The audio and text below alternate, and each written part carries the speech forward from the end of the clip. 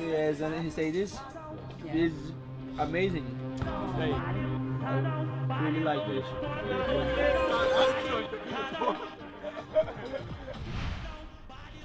I'm really excited to see what the players think about it, to be honest. I hope we've done it justice.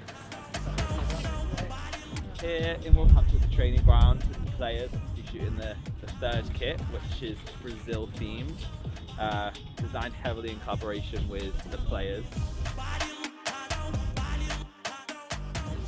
This looks like a Brazil concept, so we've done like a carnival theme print, and then the colours.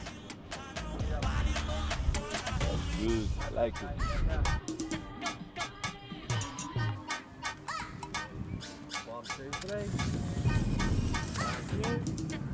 Yeah, it's lovely, isn't it? Nice and effort.